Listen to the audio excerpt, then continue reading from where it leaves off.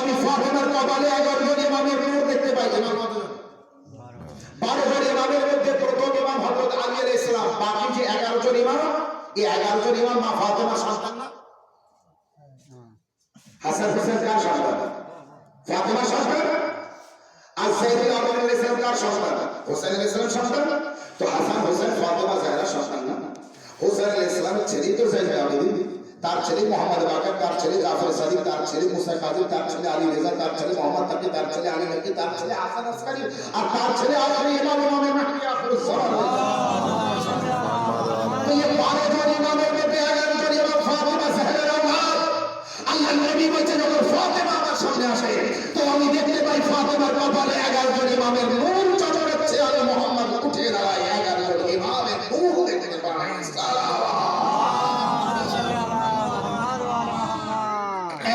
ইমামের নূর দেখতে পাই। আছে দুনিয়ার মধ্যে এমন কে? এমন নারীর মতো কোন নারী আছে? ও ফাতেমা জাহরা সালাওয়াতুল্লাহ আলাইহা। যখনই রাসূলুল্লাহ সামনে আসতেন, হযরত আয়েশা রাদিয়াল্লাহু তাআলা আনহা তিনি বয়ান করছেন যে যখন ফাতেমা জাহরা আসতেন তো রাসূলুল্লাহ ফাতেমার কপালে চুম্বন দিতেন। তো একজন উম্মুল মুমিনিন মা আয়েশা রাদিয়াল্লাহু তাআলা আনহা তিনি প্রশ্ন করছেন, ইয়া রাসূলুল্লাহ, ফাতেমা এখন বড় হয়েছে, আপনি এখনো কেন ফাতেমার কপালে চুম্বন দেন? আল্লাহর নবী উত্তর দিচ্ছে যে যখন আমার ইচ্ছে হয় যে আমি জান্নাতের সুগন্ধ শুঁকব, তো জান্নাতের সুগন্ধ শোকার জন্য আমি ফাতেমার কপালে চুম্বন দেই, জান্নাতের সুগন্ধ পেয়ে যায়। সালাওয়াত। যখনই আমি জান্নাতের সুগন্ধ পেতে চাই, কি শুকতে চাই, তখন আমি ফাতেমার কপালে চুম্বন দিই। ফাতেমা কাকে বলে? ফাতেমা জাহরার বোঝা উচিত আল্লাহ কতটা মর্যাদা দিয়েছে ফাতেমা জাহরা। দেখুন, আপনার বাড়ি, আপনার বাড়িতে একটা বাগান আছে, ওই বাগানটা আমার না। আপনার বাড়ি যেমন আপনার বাগানও আপনার। যার বাড়িতে বাড়ি আছে তার বাড়ি তার, তার ঘরের আমিনা তার, তার বাগান তার। হ্যাঁ, যদি ওখানে আমার বাগান থাকে তো আমার বাগান। কিন্তু আপনার বাড়ি আছে, আপনার মাঠ আছে, আপনার জমি আছে, আপনার বাগান আছে আপনার। আপনার বাড়ি আমার না, আমার বাড়ি আপনার না। আপনার বাড়ি থেকে যখন ইচ্ছা আমি যাই এনে নেবো হতে পারে না। আমার বাড়ি থেকে আপনি যখন ইচ্ছা যাই নিয়ে নেবেন হতে পারে না। আপনার বাড়ি থেকে আপনি যখন ইচ্ছা যেখানে দাঁড়িয়ে পারেন আনিয়ে নিতে পারেন। আপনি মাঠে আছেন, বললেন, খবর দিলেন, মেসেজ করলেন আমার এইটা দরকার, তো আপনার বাড়িওয়ালা সেখানে পৌঁছে দিতে পারে। সেটা আর অনেক সময় দেয়। জান্নাত নামক একটি স্থান আছে, আমরা সবাই জানি। এই জান্নাতটি কার? জান্নাত নেহের, বাগান, বাড়ি, ঘর কার? ফাতেমা জাহরা। তার প্রমাণ দিতে হবে, ফাতেমা বললে হবে না, প্রমাণ দিতে হবে। মা ফাতেমা জাহরার ছেলে হাসান হুসাইনের ঈদের দিনে পোশাকের প্রয়োজন। হাসান হুসাইন বলেছেন যে আম্মা আমাদের ঈদের পোশাক, তো বলেছিলেন দর্জির কাছে। দর্জি ঈদের পোশাক নিয়ে এসেছিল না আসেনি? এসেছিল। কোন দর্জি এসেছিল? কোন দোকানে তো যাননি। ফেরেশতা এসেছিল। ফেরেশতা কোথা থেকে পোশাক নিয়ে এসেছিল? জান্নাত থেকে। জান্নাতের পোশাক জমিনে আসে কিভাবে? আদম আলাইহিস সালামকে যখন জান্নাত থেকে আল্লাহ জমিনে পাঠিয়ে দিয়েছে, তো এই বলে, হে আদম, এখানকার পোশাক এখানে খুলে রেখে যাও। এখানকার পোশাক তুমি নিয়ে যেতে পারবে না। যে জমিনে জান্নাতের পোশাক পরে আদম আলাইহিস সালাম আসতে পারলেন না, সেই জমিনে জান্নাতের পোশাক ফাতেমা জাহরা ঘরে পর্যন্ত আসলো। কিভাবে আসলো? বোঝা গেল তার ঘর, সে যেখানে পারে যখন পারে আনিয়ে নিতে পারে। এবং আল্লাহ আদম আলাইহিস সালাম ও হাওয়া বিবিকে জান্নাতে যখন প্রবেশ করিয়েছিলেন, আল্লাহ বলেছিলেন, ইয়া আদম উসকুন আনতা ওয়া যাওজুকা জান্নাতা ফাকুলা মিন হাইসু শি'তুম ওয়া লা তাকরাবা হাযিহি শাজারাতা ফাতাকুনা মিনাজ জালিমিন। হে আদম আর হাওয়া, তোমরা দুজন জান্নাতে যাও, জান্নাত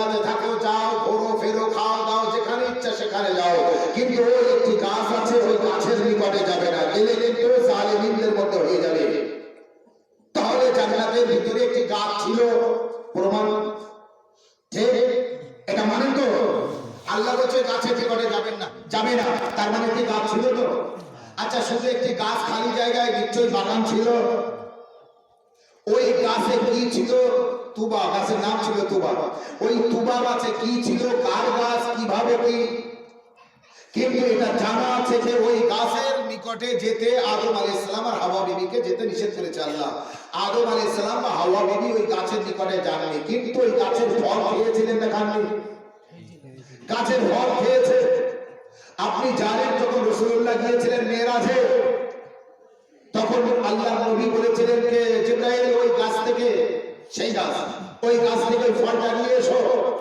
জিবরাইল আল্লাহ বলেছিলেন যে ইয়া রাসূলুল্লাহ ওইখানে আপনি যেতে পারেন, আমি যেতে পারবো না। গেলে কি হবে? বলে আমি চলে পুরে ছাই হয়ে যাবো, ওই গাছের ধারে আমার যাওয়ার ক্ষমতা নেই। জিবরাইলের ওই গাছের ধারে যাওয়ার ক্ষমতা নেই। আল্লাহর নবী ওই ডালিম ফল এনেছিলেন, খেয়েছিলেন, আর মা খাদিজাকে আরেকজনা দিয়েছিলেন। তারপরে খাদিজার গর্ভে ফাতেমা জাহরা এসেছিল। বোঝা গেল যে ওই গাছটি কার, বাগানটি কার, আর ওই গাছের ফল আর ওই ফলের মধ্যে কার রূহ আল্লাহ রেখেছিল এবং কে কোথায় ছিল। আদম আলাইহিস সালাম গাছের নিকটে যাননি, জান্নাতের ওই গাছের নিকটে যাননি, বা জান্নাতে রাখা হয়েছিল। কিন্তু যখনই আদম আলাইহিস সালাম ওই জান্নাতের ফল দূরে থেকে খেয়েছে, ইবলিস শয়তান ধোঁকা দিয়েছে আর বলছে গাছের ধারে যেতে নিষেধ করেছে, ফল তো খেতে নিষেধ করে খাওয়া। যেই ফল খেয়েছে আল্লাহ বলছে ফাখরুজ, বেরিয়ে যাও, যাও, তোমাকে আর এখানে জায়গা নেই, জান্নাত ছেড়ে চলে যাও। জমিনে পাঠিয়ে দিল আল্লাহ আদম ও হাওয়াকে। বোঝা গেল জান্নাত ফাতেমা জাহরার ঘর, জান্নাতের বাগান ফাতেমা জাহরার বাগান। ফাতেমা জাহরার বাগানের একটা ফল খেয়েছে, আদম ও হাওয়াকে আল্লাহ সেখান থেকে পার করে দিয়েছে। ফাতেমার বাগানের একটা ফল খেয়েছে তো আল্লাহ পার করে দিয়েছে নবীকে। আর যারা ফাতেমা জাহরার পুরো বাগান বাগে ফেদান করে খেয়েছে, তাদের কি করবে?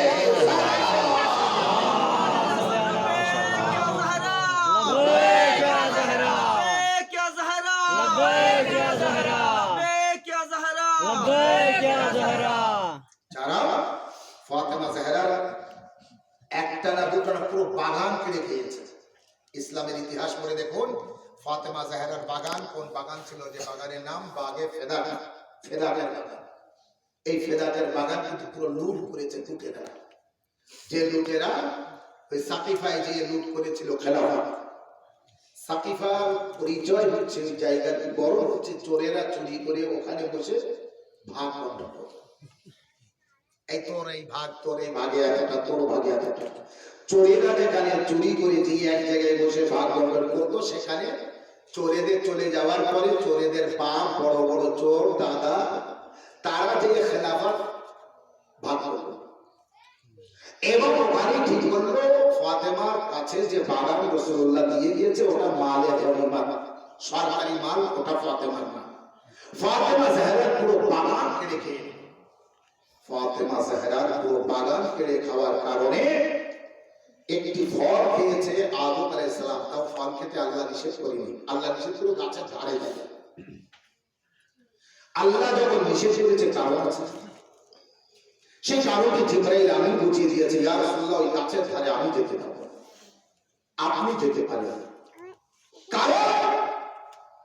কারণ আল্লাহ যখন 14 মাসুম আলাইহিস সালামকে সৃষ্টি করেছে, এই 14 জনের মধ্যে মানে 1,24,000 নবী, তার মধ্যে আমাদের শেষ নবী আছেন আর বাকি 13 জন আছেন। এই 14 মাসুম আলাইহিস সালাম আর সমস্ত নবী আল্লাহ পরপর নবীকে পাঠিয়েছে। আদম আলাইহিস সালামকে পাঠিয়েছে, তার বসতে একজন নবীকে দিয়েছে, তারপর একজন নবীকে দিয়েছে। এইভাবে পরপর নবীরা এসেছে এবং মানুষ রূপে জন্মগ্রহণ করেছে।